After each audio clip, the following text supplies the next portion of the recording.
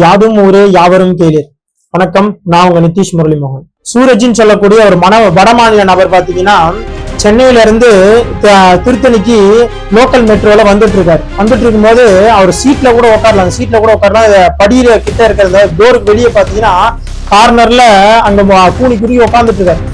அந்த ட்ரெயின்ல அதே ட்ரெயின்ல ஏறின ஒரு 4 சிறுவர்கள், 17 வயதான சிறுவர்கள், விக்னேஷ், சந்தோஷ், கோபால், அப்புறம் விக்னேஷ், இந்த 4 தமிழ் இளைஞர்கள் கூட 17 வயதான சிறுவர்கள்.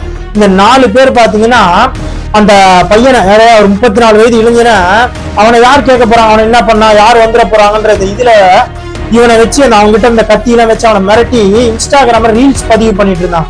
ஆனா இதெல்லாம் பார்த்துன்னு அவன் எதுவுமே பேசல, அமைதியா தான் உட்காந்துருந்தான். கத்தியெல்லாம் அவன் குத்துற மாதிரிலாம் எடுத்துட்டு போறான். அவன் ஒருத்தர், அவன் அந்த 4 பேர்ல ஒருத்தன் பாத்தீங்கன்னா இதெல்லாம் பார்த்துட்டு இருந்தாலும் அமைதியா தான் உட்காந்துருக்காரு. அமைதியா உட்காந்துருக்கும் போது அந்த ஸ்டேஷன், திருத்தணின்ற ஸ்டேஷன் வருது. இறங்கி நடந்து போகும்போது இவனுக்கு என்ன பண்றாங்க, அந்த 4 பேரும் அவனுக்கு ஃபாலோ பண்ணிக்கிட்டே போய் இவனுக்கு ஆள்லா இடத்துல அவரை 34 வயது இளைஞரான சூரஜை தனியா கூப்பிட்டு போய் சரமாரியா வெட்டுறாங்க. அவங்க கிட்ட இருந்த கத்தி, கம்பு எல்லாத்தையும் வச்சு அடிச்சு வெட்டி, தலையில வெட்டு, காலில் வெட்டுன்னு அந்த ஆளால கையே தூக்க முடியாத அளவுக்கு வெட்டி திருத்தணி அரசு மருத்துவமனையில சேர்த்திருக்காங்க.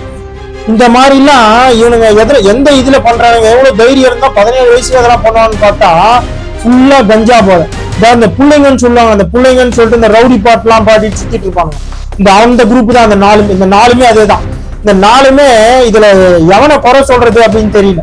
இப்ப இந்த மாதிரிலாம் நடக்கிறது, கஞ்சா போதை பொருள்லாம் நம்ம தமிழ்நாட்டுல இவ்வளவு ஈஸியா கிடைக்குதுன்னு அரசாங்கத்தை குறை சொல்றதா, இல்ல இவனுங்கெல்லாம் இந்த மாதிரி பெத்து போட்டு அவங்க பாட்டு வீட்டுல சும்மா இருக்காங்க அவங்க பெத்தவங்களை குறை சொல்றதா, இல்ல இந்த சென்ட்ரல் கவர்மெண்ட்ல இந்த ட்ரெயின்ல ஒரு போலீஸ் பாதுகாப்பு கூட இல்லையே, இந்த மாதிரிலாம் இருந்து அதெல்லாம் நடந்திருக்காங்க இவங்களை குறை சொல்றதா, இல்ல இவனுக்கு எல்லாம் சரியான ஒரு படிப்பறிவு கூட இல்லாம தற்கொலை மாதிரி சுத்தி இருக்கிறானுங்களே அப்படின்னு இவனுங்களை சொல்றதா, அப்படின்னு யார சொல்றதுன்னே தெரியல.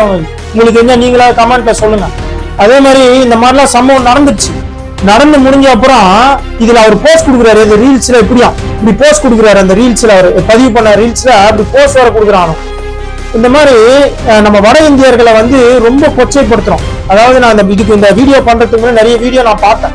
அந்த நிறைய வீடியோல பாத்தீங்கன்னா அந்த வட இந்தியரை எப்படி மென்ஷன் பண்றாங்கன்னா வடக்கன், ஹிந்திக்காரன் அப்படின்னு சொல்லி மென்ஷன் பண்றோம். அது அவங்களை எவ்வளவு பாதிக்குன்னு கொஞ்சமா யோசிச்சு பாத்தீங்கன்னா நீங்க, அவங்கள அவ்வளவு நோவடிக்காது. அவங்களே பாவம் ஊர்ல பசி, பஞ்சம், பட்டினின்னு இங்க பழகி வந்திருக்காங்க.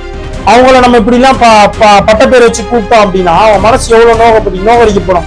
தயவு செஞ்சு அந்த மாதிரிலாம் யாருமே அவங்கள ஹேர்ட் பண்ணாதீங்க. அதே மாதிரி அவங்களுடைய தாய்மொழி எதோ வேணா இருக்கட்டும், அந்த தாய்மொழிக்கு அந்த மலையாளியா, இல்ல தெலுங்கா, இல்ல கன்னடமா, இல்ல வேற ஏதாவது அப்படின்னா அவங்களுக்கு ஒரு பட்டப்பேர் வச்சு அவங்கள அந்த பேர் வச்சு கூப்பிடுறது அது நல்லா இல்லாது. அதே மாதிரி அந்த காலத்துல நம்ம தாத்தாங்க பண்ண ஜாதி பேர் சொல்லி கூப்பிட்டதுக்கும் இப்ப நம்ம கூப்பிட்டுறதுக்கும் பெரிய வித்தியாசம் ஒண்ணும் இல்லை. ரெண்டுமே ரொம்ப கேவலமான விஷயம் நம்ம பண்றது. அதே மாதிரி நம்ம தமிழ்நாட்டுல இருக்கிற திருநங்கை அக்காங்களுக்கு நான் கேட்கணும் ஒரே ஒரு கோரிக்கை. அவங்களுக்கு என்னன்னா, நான் பஸ்ல ட்ரெயின்ல நிறைய இடங்கள்ல பாக்குறேன், இந்த வடமாநில பசங்களை பார்த்தாதான் அவங்க எல்லாம் போய் காசு கேட்கறது தப்பு இல்லை. கேட்கும் போது அவங்க கொடுத்தானா ஓகே, ஆனா கொடுக்கல அப்படின்னா அவங்கள ரொம்ப அசிங்கமா திட்டுறது, ரொம்ப ஆபாசமா அவன் ட்ரெஸ் எல்லாம் தூக்கி காட்டுறது, இந்த மாதிரி வேற விஷயங்கள்லாம் அவங்க பண்றாங்க. அந்த மாதிரி பண்றாங்க அக்காங்களுக்குலாம் நான் ஒரே வேண்டுகோள் கேட்கிறேன், ரொம்ப வேணாக்கா அதெல்லாம். ஏன்னா அவங்க எல்லாம் ரொம்ப பாவம், பசி பட்னினால வந்திருக்காங்க. அவங்க நம்ம ஊருக்கு பொழப்பு தேடி வந்திருக்காங்க. அவங்க எவ்வளவு பேர் நான் கண் எதிரில் பாக்குறேன், காவா வாடுறாங்க, மூட்டை தூக்குறாங்க, இதெல்லாம் பண்றாங்க. நம்மள மாதிரி அவங்களும் ஒரு மனுஷன் தான். நமக்கு எப்படி பசிக்குமோ அவங்களுக்கும் பசிக்கும். நமக்கு அடிச்சா வலிக்கிற மாதிரி அவங்களுக்கு அடிச்சா வலிக்கும். அது மாதிரி கத்தி வச்சு கிழிச்சா நமக்கு ரத்தம் வருமா, அவங்களுக்கும் ரத்தம் வரும். அதனால தயவு செஞ்சு அவங்களை யாரையுமே யாரும் இழிவுபடுத்தி அசிங்கப்படுத்தியோ பேச. ஏன்னா அவங்க ஒண்ணு நம்ம கிட்ட காசை திருடி ஒன்றும் சாப்பிடல, அவங்க உழைச்சிதான் சாப்பிடுறாங்க. அவங்க உழைப்புல அவங்க சாப்பிடுறாங்க. அதை நம்ம போய் தப்பு சொல்லக்கூடாது. அதே மாதிரி இந்த மாதிரி சம்பவங்கள் திரும்ப நடக்காம இருக்கணும்னா அந்த 4 பேருக்குமே ரொம்ப தக்க தண்டனையான பெரிய தண்டனை, ஏதாவது ஒரு தண்டனை கொடுக்கணும். அப்பதான் இந்த மாதிரி விஷயங்கள் திரும்ப நடக்காது.